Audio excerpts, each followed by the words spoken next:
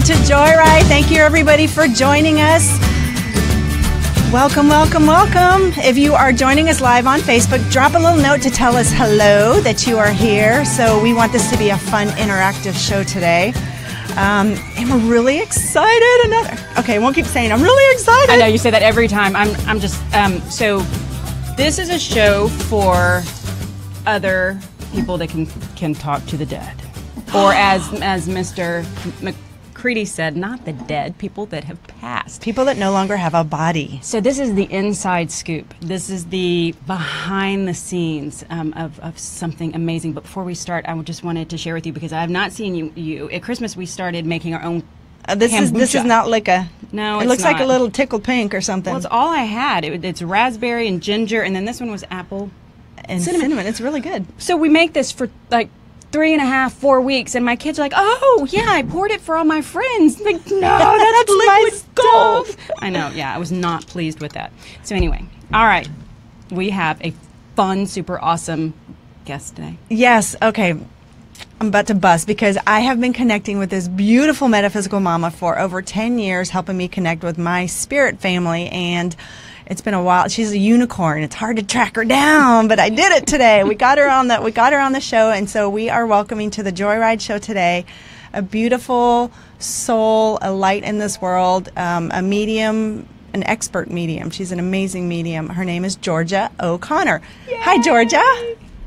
Hello, how are you? We're so good. Now, we can see Georgia, and when we post this later on YouTube, you guys will be able to see her too. And you are joining us from New York. Hi. Yes, hello. I'm so glad to be on the show. Thank you so much for having me. Oh my gosh, this has been a long time coming. I think you were on the list at the very beginning, almost 2 years ago. We made a list of everybody we would want to talk to, and you were like top of the list. So this is a dream come true for this one. It really is, because I just can't express how much your connection to my spirit family has changed my life. And you accepting your gift and doing what you do, and conveying the messages, the love, the guidance, and just the constant reassurance through all the turbulent waters that I go through here. Your calming voice of my family has been, it's just, I'm saying, I'm here, I'm doing it. Well, it is. Okay, so I have to say this, and poor you, I've actually told you this now twice, but it is, I remember the first time I heard you, and I just sort of sat in and took a peek, and you split the session with Kira, and she would write things down, these names down, and you would say the names right after she actually just wrote them down. And this one guy popped in, and you said, "Okay, so we have this guy da da da da da here." She's like, "Hi, George. It's nice." It's Rob. Rob. He's like, "Hi, Rob." And he's like, "Yeah, honey, did you notice all the new cases I'm bringing you? And oh, you look great." She's like, "Thank you, thank you. But I really have to talk to my guides." And I mean, it was like I was listening in on this phone call. It is. It's like a phone call to heaven. It is. And I feel really like cool. I've got you on the phone, and you've got them on the phone, and it's this fun, casual conversation. It's joking. It's lighthearted. It's so loving. And so we wanted to have you on the show today to introduce our Joy Tribe to you and kind of get your backstory. And more importantly, you want to teach people how they can do this for themselves. As wonderful as you are, we want to teach people that they can be their own medium, and that their departed loved ones are just a thought away. They're right there.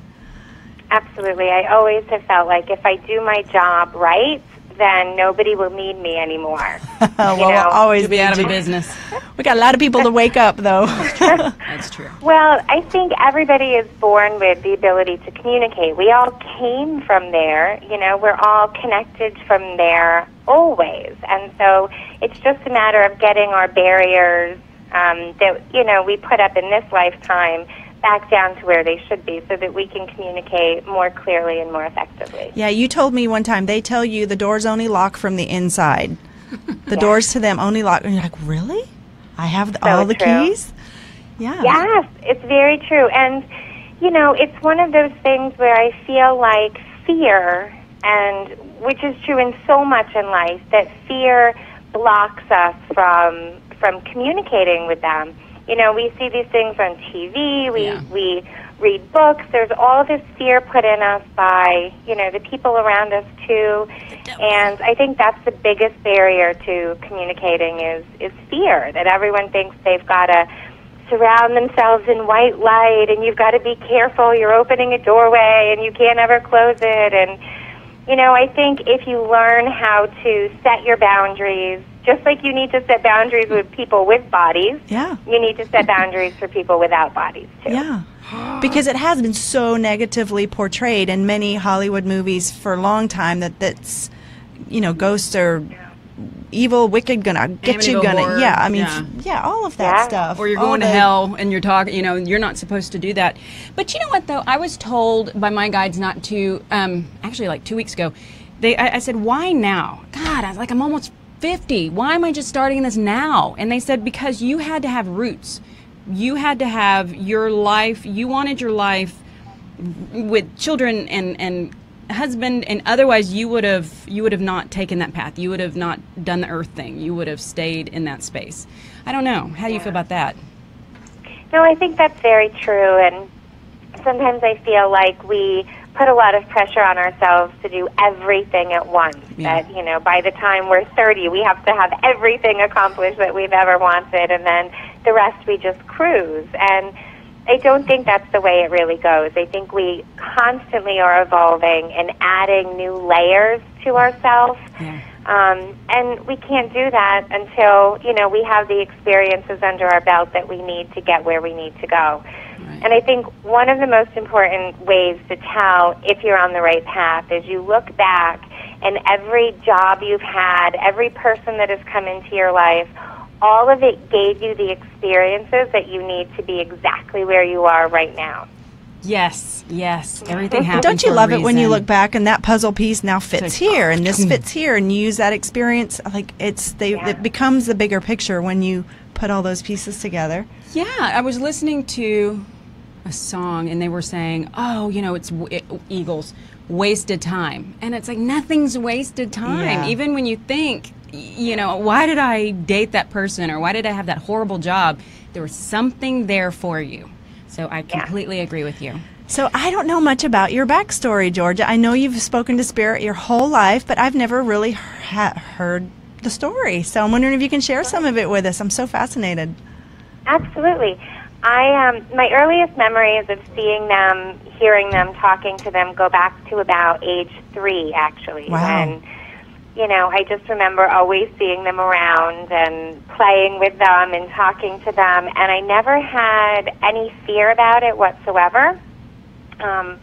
When I was 5, I had my kindergarten friends at my house for a birthday party, and I was so excited to introduce them to my ghost friends. And they didn't see them, and I thought, God, these kids are so weird. What's wrong with them? It never occurred to me that there was anything different about me. I really thought that, you know, they just were strange children. Wake up! Do you think most imaginary friends are a spirit friend for a young child? Absolutely. Yeah. Absolutely. Yeah. And it's a good thing. You know, it's a good thing. It's a very good thing. And I think most children, usually until about age 6, are pretty good at seeing and being perceptive about who's around. You know, after that age, if they keep it, if they continue to see them, it's usually something that's going to come easy to them the rest of their life. Okay. And so, you know, after age 5, I kind of realized that this was something that not everybody was open to. You know, most of my friends that would spend the night would end up going home because they would get scared. But I would, you know, the door would open and the ghost would come in and the door would shut behind them, and I just thought it was very normal, and, you know, they would get scared and cry and go home. Oh. So I started at a young age learning to kind of hide it and not tell everybody about it, be very selective about who I told and what I did. And, you know, when I got to be a teenager, it got more frightening for me, where I really thought I had a few options in life, that I could live in Central Park and, you know, talk to the people like the other crazies that live there, or live in a padded room with lots of company. So I didn't see a good way to deal with it at that point, and I didn't really have any examples around me or anyone to reach out to say, how do I deal with this? Yeah. So I tried my really darndest to get it to go away. I tried to shove it down, to, quiet the voices. And the more I did that, the louder they got. And so by the time I was about 22, it had gotten to the point where I knew that I couldn't shut them out. And I was like, okay, I'm going to face this and see if I can at least set some boundaries. And, my process at that point was very long. I had this whole, I would, meditate and visualize myself unlocking like 15 doors to go into this space where I could communicate with them, and then locking them very closely behind me, and just to make sure that I was safe. I didn't know what I was going to encounter when I decided to finally really open up and communicate with them.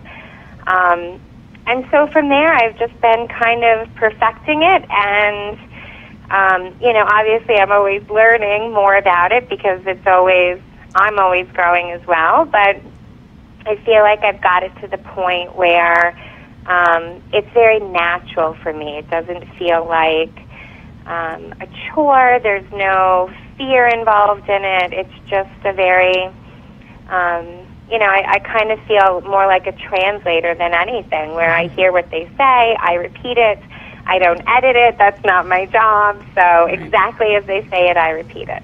So isn't it rare, though? Isn't it rare? I always thought that if you tried to turn it off, you could. So the fact that yours said, no, sorry, you must have made that agreement at the, don't let me turn it off, don't shut the door.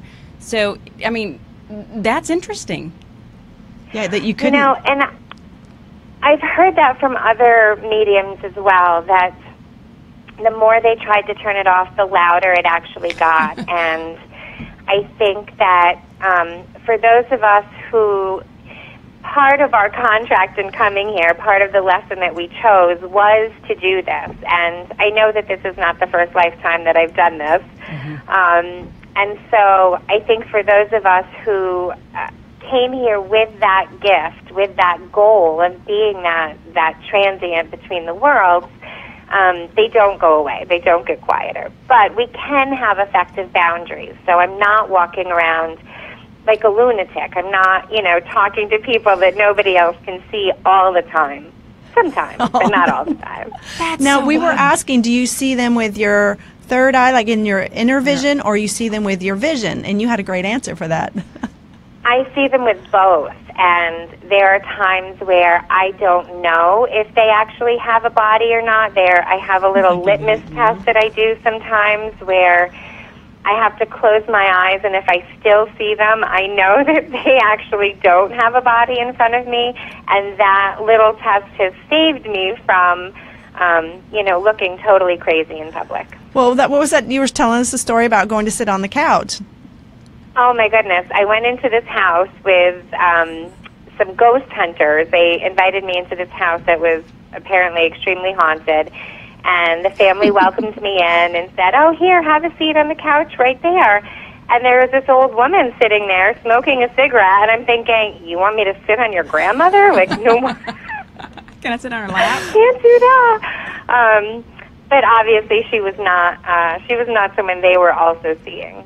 So I can't imagine. I mean, that would be like, are you real? Like, excuse me, I have to put a hand through you. Well, okay, so your mom, your grandmother, does this run in your family? My mom definitely. When I was little, I would say to her, "Oh, I was just playing with the nicest ghost in my room." And she would say, "Oh, who was it?" And I would tell her, and she would say, "Oh, I've seen her. She's lovely." And so it was just never a big deal. She, was raised with a lot more fear around it. So for her, it was always something she was trying to get rid of. But to this day, and she's, in her 70s now, and she still sees things. She still has, prophetic dreams. She still gets flashes and insights, and even though she has tried to completely get rid of it, there's parts of it that she just can't. And how about your kids? You have 3. Do any of them? I have 3. Do they play with their imaginary friends? I have 2 that absolutely have some of this gift, and one that does not, who you know, my middle son will say to us, "I don't know what you people are talking about," and he just what a fun dynamic. I know, that'd be fun. It's very interesting. And my daughter, my youngest, she, you know, goes around the house singing songs that, you know, they're teaching her, and I hear her sometimes having conversations with them, and it's really great. So can you see them the same time they can? I mean, can you guys all turn and say, oh yeah, there's Fred? I mean, or no, which That's is interesting. interesting. If they are showing themselves to her, then I am not seeing them. Wow. ooh, that's a twist. Really? So, yeah, because they're not showing with a physical body. And so in order for them to come to me, they are, like, let's say they're coming to my daughter. In order for them to do that, they have to recreate with energy what the body should look like, because obviously they don't have that body anymore. So they are focusing using the experiences in her mind to access imagery of what the body should look like, and sound and words, and all of it coming from her experiences in her mind. So when they're focused on her and kind of inside her head, so to speak, then they're not doing that to me at the same time. So, but they're not projecting like the old grandma sitting in the chair. They're not projecting an image outward. It's an image projected into your mind. Correct. That's so cool. That Yeah, makes sense. and Yeah.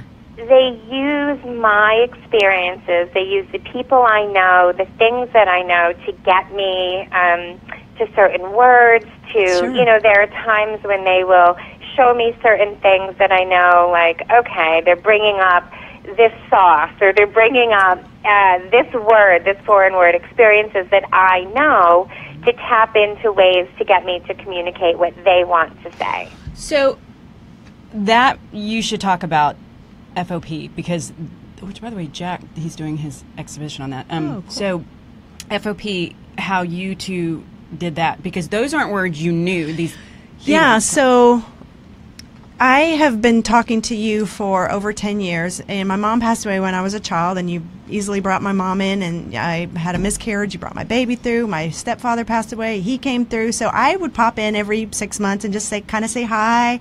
How's everybody doing? And then on one of the, I do my tapping work, my EFT energy work, and I have a lot of clients who have a lot of grief.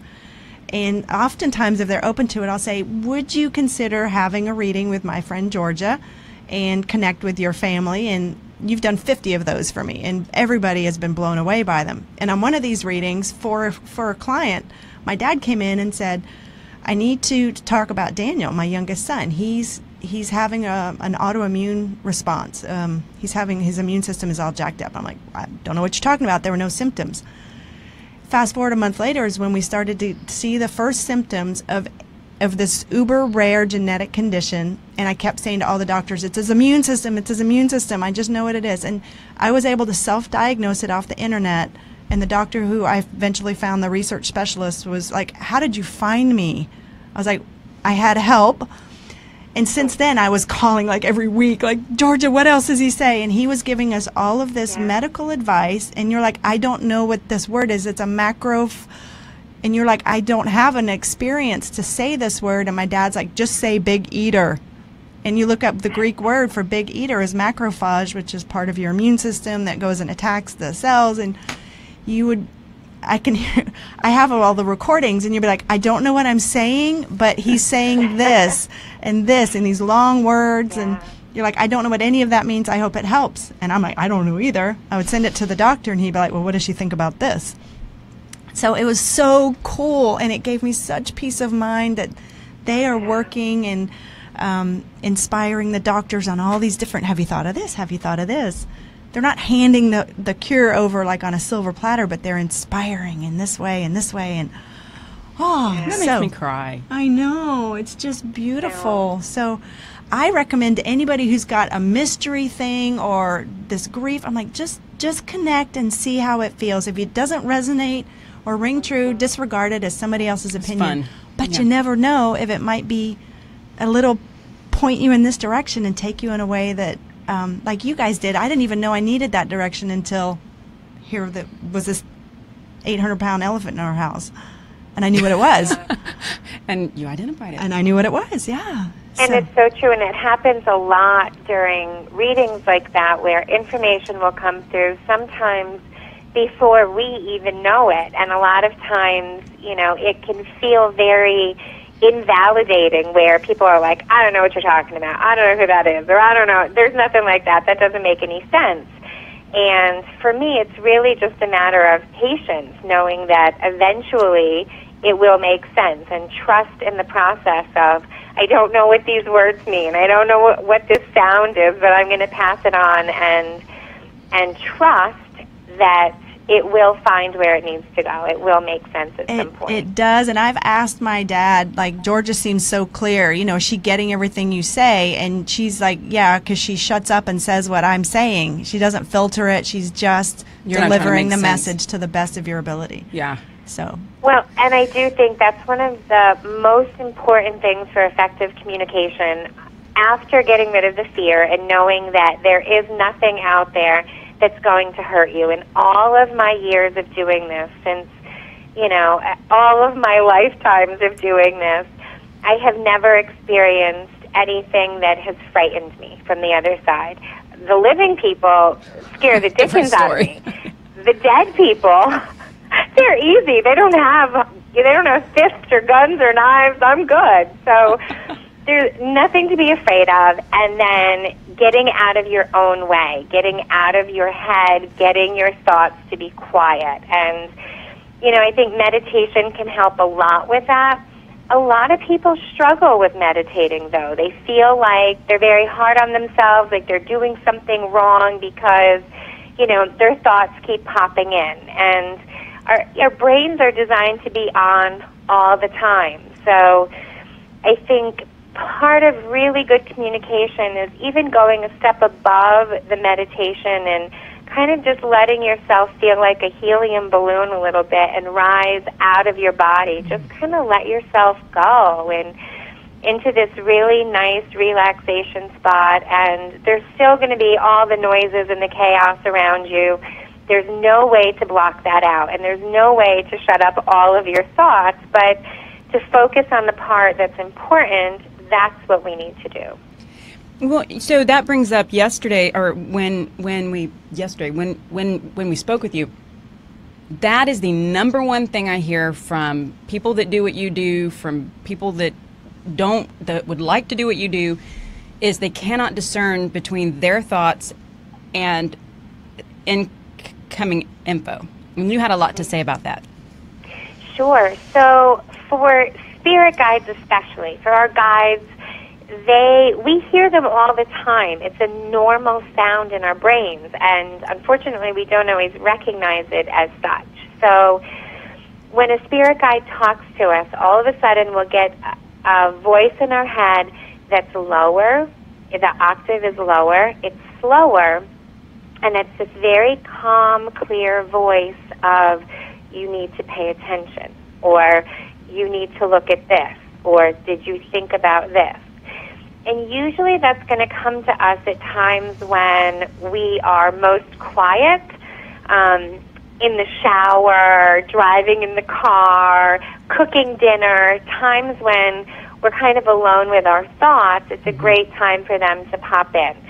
So when you hear that lower, slower internal voice, instead of that constant chatter that's always there, that low, slow, that is spirit communication right there.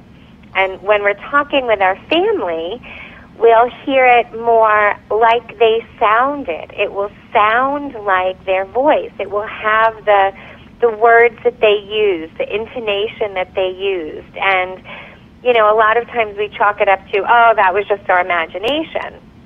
And I think that's one of the biggest mistakes you can make, is to say, oh, I must have, that's what I wanted to hear, or that was my imagination, and not trusting it. And when you do hear things from family or from your guides, tell them. Say, okay, I hear you. I hear that. I'm not sure that it's you. I'm not 100% sure. Give me more. Let me know that it's you. And they will. They'll go out of their way. They love to be heard. They love it. And so getting to be heard inside of us, it just makes them so happy. Because they connected. Yeah. Okay. And it doesn't have to come with a sound, though.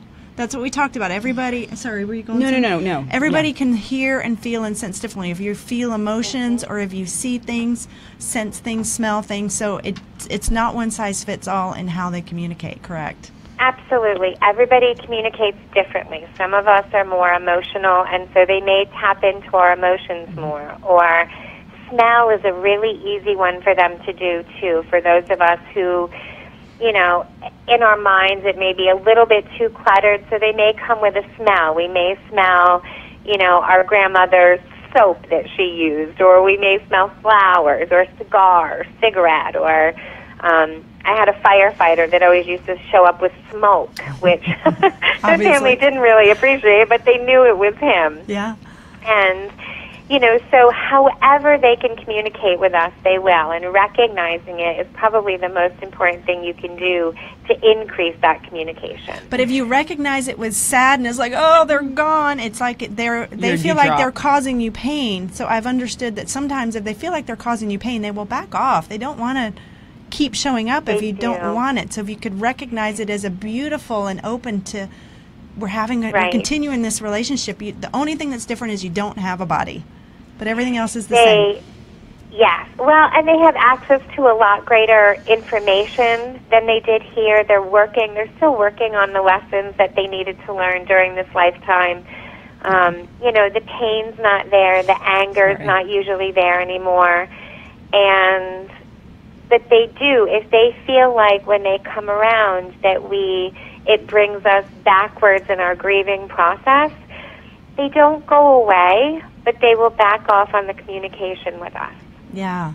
And there have been so many, like I said, I had 50 clients that have had readings with you, and there have been so many, I didn't think I could ever have another conversation with you, or there's been apologies, or like, I came in and I was this way because I wanted to give you this experience. And it's like, when you have that extra piece of information, it's like, oh, well, that makes sense. I totally understand. And oh my gosh, so they're constantly trying to give you that insight of the bigger picture. They are. And even, you know, their personalities stay very much intact when they communicate with us. And even people that were, you know, less than poetic when they were here can come through with amazing insights and love. You know, that's what's really connecting them to us still, is the love. Right. And they're coming back to us to help us on our journeys, to, you know, let us know that they do still love us, that they are still a part of our lives, and that they'll be there for us when it's our time to leave our bodies. Isn't that beautiful? It is. Okay, so now speaking to the other people that are wanting to do, because a lot of the folks that listen to us, their feet are already in, and they're already moving in that direction. I have two questions. First one is, this is one that I've had a hard time with. So let's say, I don't know, Winston Churchill. Let's say we want to talk to him, but he's already back on Earth. You know, that soul is already back on Earth. But you can tune into him across the veil. How does that work? Okay, so, yeah, big question. The time-space continuum is not what we believe it to be here. We are very locked into past, present, future. Everything is ordered. Over there, everything's more circular. Everything's a lot looser in terms of what's considered now.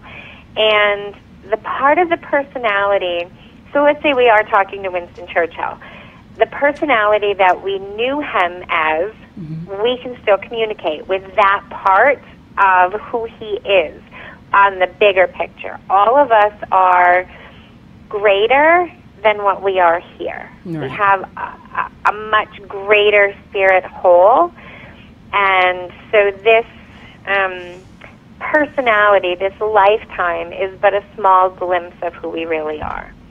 And so other parts of him obviously could be reincarnated already.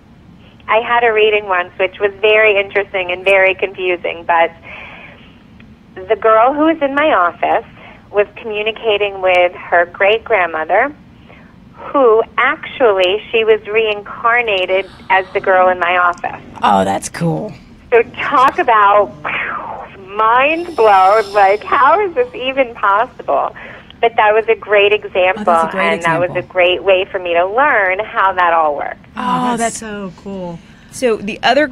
No, go ahead. The other question I have is sometimes I know when I tune in, it's like, nope, he's far away. There are some people that it feels like they float a lot closer to where we are, and then some people that, like, for example, and I'm not asking you this, I'm not asking you to tune in, but it's just in a general concept. Mm-hmm. Like with my grandfather, I believe he's working on the grid because he's really far away and I can never find him.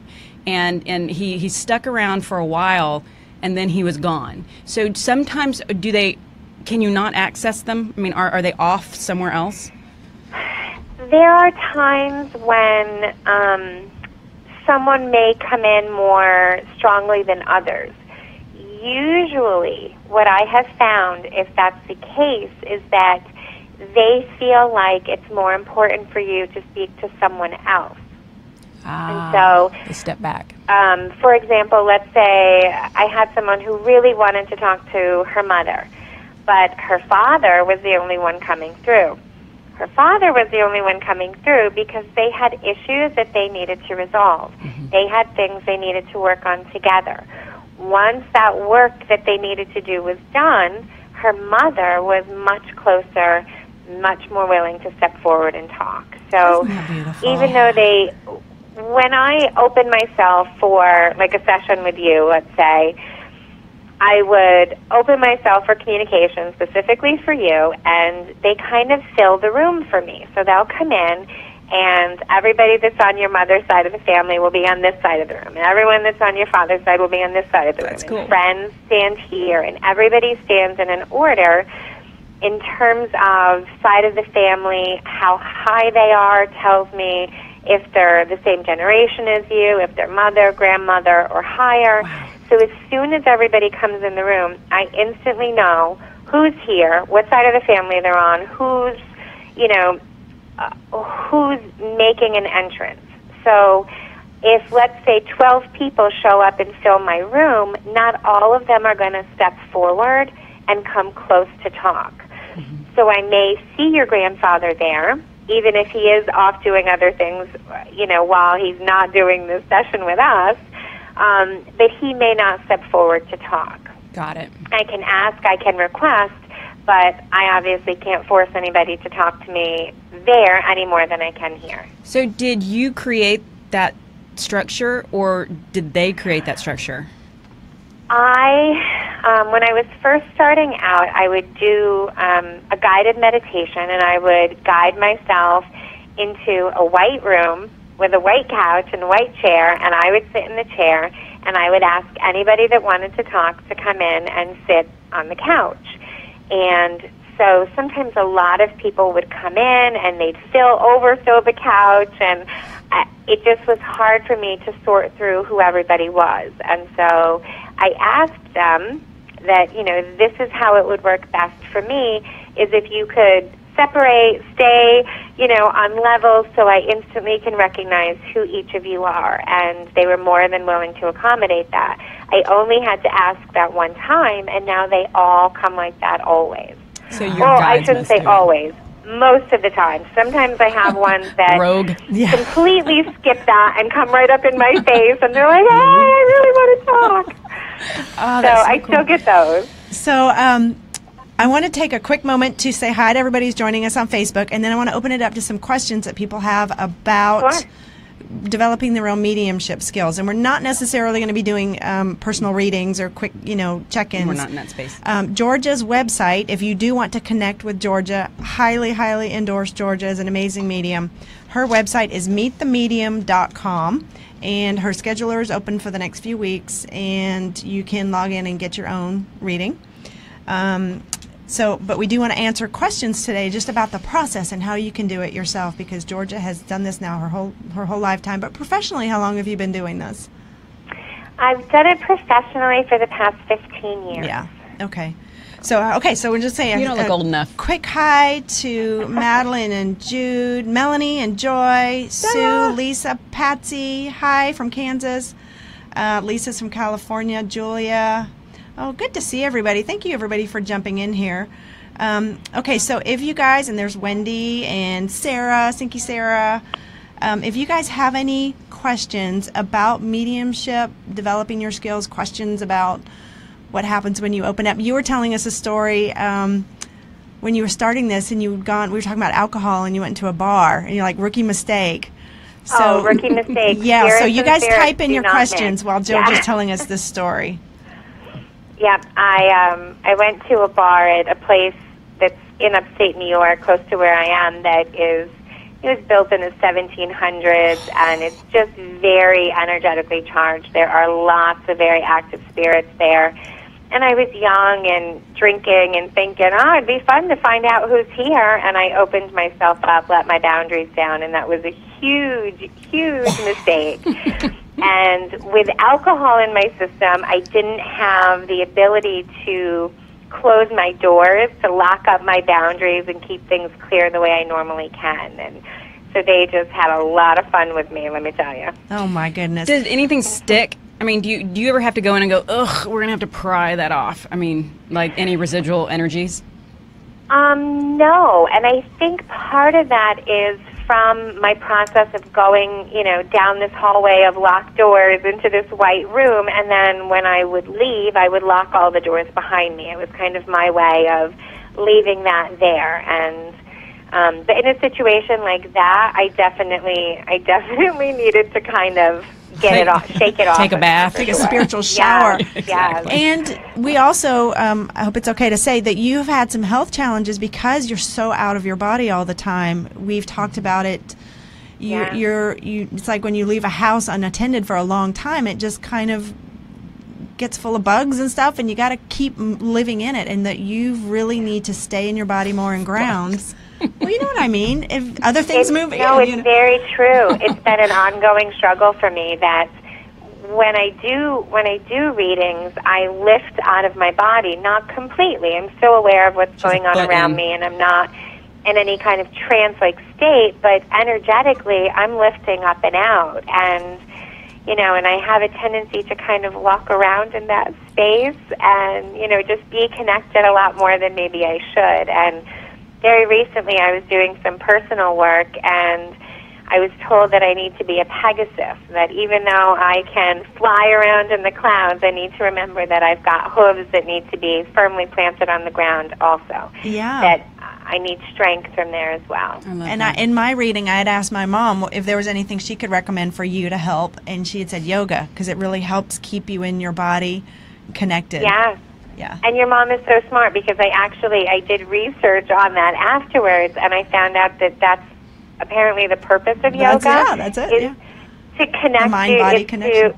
Yeah, who knew? I thought it was about stretching. So, no. I see this Ancient hook. practice.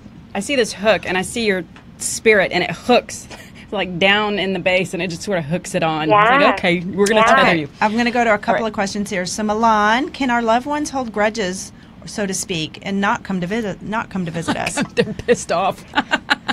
Okay, so can they be pissed off? Absolutely. And I can't tell you how many times I have had sessions with people where, their loved one comes through yelling at them, and usually not about something that's happened in the past, usually not about a past grudge or a hurt, usually about the things that they're doing now. So, for example, I had a session once in my office where a husband and wife had come in to connect with their loved ones, and the woman's father came through and started yelling at the good-for-nothing bum that was sitting next to his daughter and who was cheating on her. You've got to say all that? Oh, Lord. I have to say, that's my job, is I can't, edit what they say or censor it. I don't feel like, they're coming from a much higher place than I am, so I leave that to them. But usually, if it's something that's happened in the past that, is a past hurt, they'll talk it through with you. They'll, they want to make amends. They don't want to hold a grudge or still be angry. And a lot of times they'll see things from a much higher perspective and be able to come in and apologize for the way they treated you, the choices they made, the things they did. And it also gives you the opportunity, if you've got some apologies to make and, some reflecting to do, to have that conversation and work through it together. It's not an instant thing where as soon as they get over there, all of their grudges are gone. They still need to work through it just like you do, but doing it together is very helpful. So I know that my husband is going, when he crosses, if he goes before me, he's going to come back and say, "Oh my God, you were right. You were right about it all." Okay, that's wishful thinking, and that's ego. I shouldn't say this, but I still run into people who think this is all nonsense and this is all fake, and and I say to all of them, I'm okay with that. I'm patient. This is just a numbers game. At some point, you're going to be over there, and you're going to know I'm right. So I'm going to win. So my it's all dad, good. you've told me, my dad, because I was telling him about the show, and he's like, "Well, who do you think brought you the show opportunity?" I was like, "Oh, thanks, Dad." And he said, "Yeah, I would have made fun of you, and lovingly." No, he said, "I would have made fun of you for going and doing all this when I was here, but now I'm there. I'm really trying to help you and develop it." And blah, blah, blah. So. My dad, thanks, Dad. He called me one day in here. I mean, he's still here. He called me. He's like, "Okay," and his mom was really sick, and he called and he said, "Okay, you're into this shit. Tell me what you think of this." He's like, Pop, his dad, came to me in my dream, or I had a dream about him last night, and he said he was here to get my mom. And I'm like, "Dad, you had your first visit. Well done." Milan says thank you so much, so thank you for that. Do you have a website? Yes, her website, Sue, is meetthemedium.com. So there's 2 T's, meet with a T, themedium.com, and you can go to the online scheduler and schedule your own reading here. So I didn't know you were in Houston before. yes, that's where I found Georgia. Yes, I lived in the Houston area for 5 years, and that's actually where I started doing this professionally. And it was quite a place. Coming from, I was born and raised in New York, and things are a lot more open here, open-minded. And I found, when I first moved to the Houston area, it was a little bit of a culture shock for me, for sure. But when I started my business there, I thought, if I can make this work there, I can do it anywhere. I can make it here. Well, they had you at the Spaghetti Warehouse, it was a Halloween show on one of the news channels, and they had you there. Yeah. And I was walking through the room when the TV was on, and I just caught like 10 seconds worth of it, and your name had just popped up, and it didn't have DVR back then. And I literally just stopped and called you, found you, and called you, and so I just trusted you, because I don't usually, before then, I don't really connect with mediums that much, but we connected. And they closed, by the way. Spaghetti Warehouse just closed. Yes, they are closed. Oh, that was a really neat place. Okay, so I would like to know who her greatest teachers are, please. Hi, Pam. Oh. Pam's asking who your greatest... Interesting. So my greatest teacher has actually been my spirit guide. His name is Gray Wolf, and he has just been with me since I was a little girl.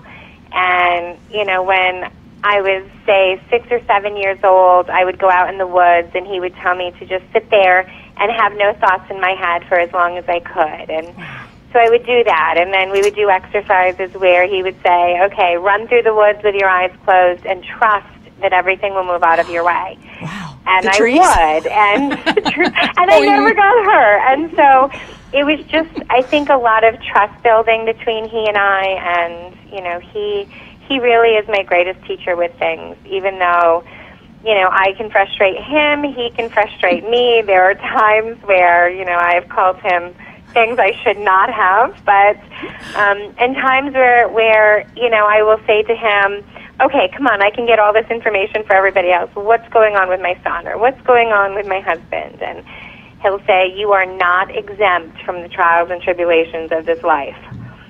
Which choice fingers are then given to him. And Well, and it's funny because our friend Emma is a beautiful medium too, and I connected you guys and said maybe you can read for each other. So Gray Wolf, can Emma give Georgia her messages and you can deliver? Because she says the same thing. Great. I don't trust what I get for myself. Well, and she's like you. I mean, she when we spoke, all these names and first names, and so she's like you. I mean, it's not impressions, it's spot on. Okay, So. Carrie's given me this cup of stuff, and this mug.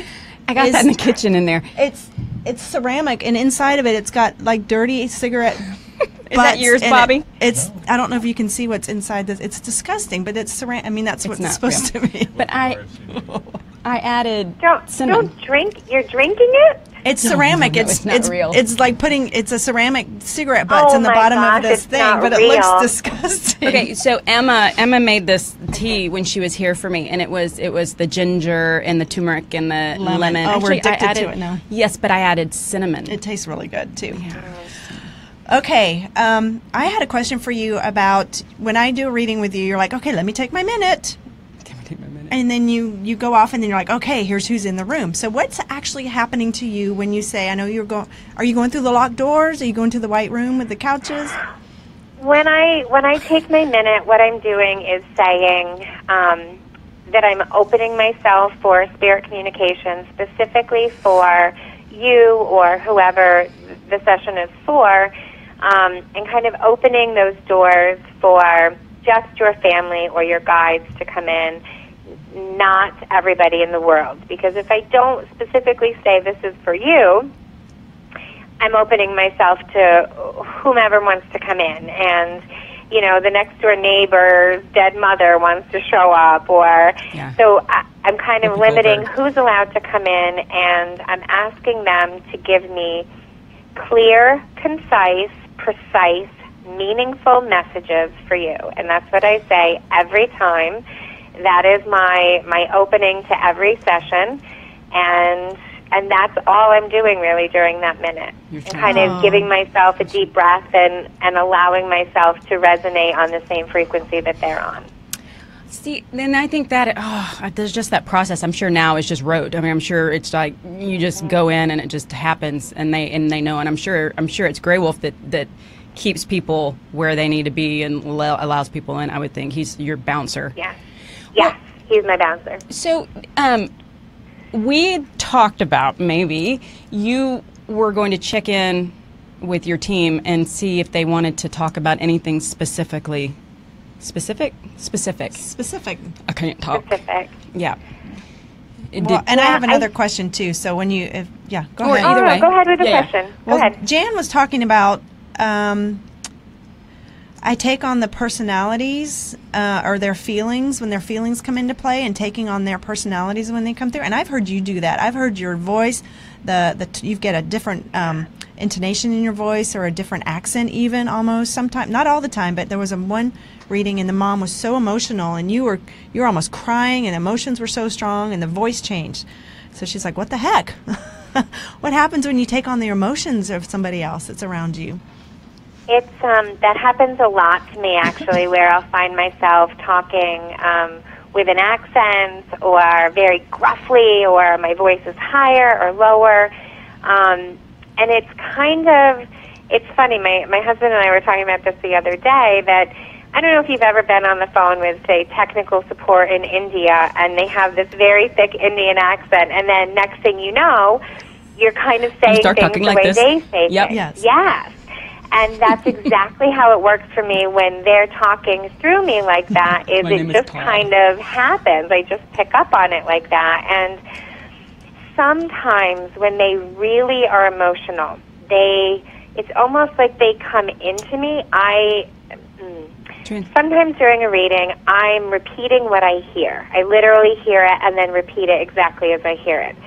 There are other times where they're coming directly through me, and I hear it coming out of my mouth for the first time, just like you do. Mm-hmm. So it's not repetitive. They're channeling directly through me. You're trans-channeling. Yeah, I've heard that. I've heard you do that. Just a couple of times, though. Do you allow them in? I allow them in. They're not taking complete control of my body, but they're just kind of, especially when it's really important and they really need to get those emotions clearly through, they will just come, and I'm not aware of it happening. It just happens, and they will speak directly. Their emotions will come through me. There have been times where, I have been crying very hard, or sobbing, or angry, or whatever the emotion is that they're coming through with. And for me, that's a lot more exhausting than just gut-wrenching. translating. Yeah. But if that's how it needs to happen, that's how it needs to happen, and that's my job. Do you realize how big that is? Do you realize, I mean, I know it's this person, and that has to be a burden on some because everybody, I'm sure, if given the choice, you would have a line out the door every day, all day long. Yeah. And so I just take care of yourself too. Well, and man, I honor you because that is not. It sounds so. Yeah, that's what I do, but that's huge. You're changing lives. It's changing huge. lives. It really is. And I think when people say like, "Oh, I wish I had that. Oh, I really want to do that," a lot of people. I hope that they have the understanding of all of it, not just the fun part of, you know, being able to connect with their family on the other side. There's a whole other part of it where, you know, emotionally it's incredibly draining. And I see things and feel things, for instance, in murder cases or suicides. A lot of times they want to show me what it felt like when they died. And so I will physically feel that or emotionally feel where they were at when they took their own life, or, you know, with murder cases when the police need details of exactly what happened. I need to relive that through the eyes of the victim to see exactly what, you know, how he broke her jaw and raped her and cut her. And, you know, and it's very hard to look a family member in the eye and say, you know, there are brain pieces over here that the police can find, or this is what happened to your little girl. There's a lot of this that's very, very hard. There's no doubt about it. And even not with murders, with regular deaths, with being in an environment of heavy grief day in and day out, takes its toll also. Yeah, I can imagine. How do you cope? How do you, like you said, you just leave it there? You just say, okay, I just leave have it to there leave it there. and trust that it's for the highest good. Yeah, and realize that, you know, it's my job, and everybody's job is tiring, and everybody's job takes a little bit out of them. No, that's a totally different Jan is thing. saying, so I just need to let them in. It exhausts me, you know. So I think she's really confirming with that, you know, that intense. It's tiring. So just and space it out, I would imagine. One of the things that I've been very lucky about also is that they don't let me hold on to all of it. They really kind of wipe my memory from most of what comes through to me. So I could have a session, you know, 4 or 5 times with someone and have absolutely no recollection of who we talked to each time, what was said. I have and people say, oh, remember the time when this happened or this happened? No, I don't, because I empty the trash. It's like the Men in Black. They zap you with their little light. Yeah, the little light and thing. not all of it. There are certain things that certainly stick with me that, you know, haven't been able to be erased, but most of it is gone. So Heather is asking, who is your speaker? So if you're just joining us on Facebook Live, this is Georgia O'Connor. She is a spirit translator. Her website is meetthemedium.com, and just telling us all about mediumship and what it's like to do that as a job, to channel loved ones all day long. And sometimes it's beautiful and enlightening, and sometimes it's hard and it's disturbing, and but it all serves a purpose. It's all part of it. It does, and it's always beautiful. It's just finding the beauty in the pain sometimes. The silver lining. Because those are, you know, there's so many bereaved parents out there, so connecting a parent with their child and having to describe, because I'd ask my mom sometime, like, I want to be a medium, and she's like, are you sure you know what you're asking for? You've got to deliver some really difficult information. I'm like, yeah, I do. But you're the one that's got to see it. So I thought I won't watch horror. I won't watch those movies because I don't want to see it. I'm just going to bullfight next week, and I don't think I want to go. No. But I was at Starbucks, and this is I was doing anyway. I was working on this stuff, and I said, okay, guys, if I get something, I will approach the person. And I'm probably made this all up in my head, this part of it, because I don't think that there are really all these guidelines. But so I was standing next to this man, this older gentleman, and all of a sudden my heart started beating fast, and my heart kind of pressure. So I was walking. I'm like, okay, fine. So I go back and I said, okay, I know this is weird, but how's your heart? And the man looked at me like I think he thought I was coming on to him. I said, no. I said, how? He's like, well, I just had a checkup. I said, okay, my job's done. I got something, and you might want to get that checked again. And so, I don't know if they test you that way. It was probably self-imposed. I wouldn't say that. I would say, it's a good way to practice. I personally have found that going up to people in public places is not a good idea. I did that when I was younger, and I think that's one of those rookie mistakes that we were talking about before, Tiffany, where let's say someone is in the grocery store and they're rushing, their husband's boss is coming over for dinner, they've got this great big thing, and you walk up to them and say, oh, by the way, I see your little girl, she's with you, she's got her teddy bear. I've actually had people collapse on the floor in the grocery store, and I'm like, oh, I'm sorry. Never mind. Yeah. Yeah, I feel like it works much better when they come to me, when they are seeking it, when they're at the right point of grief, when they are in the right frame of mind, because you really do kind of need to be in that space. And even when you're prepared for it and you make the choice to come, I have one client who is a dear friend now. After her first session with me, she went outside.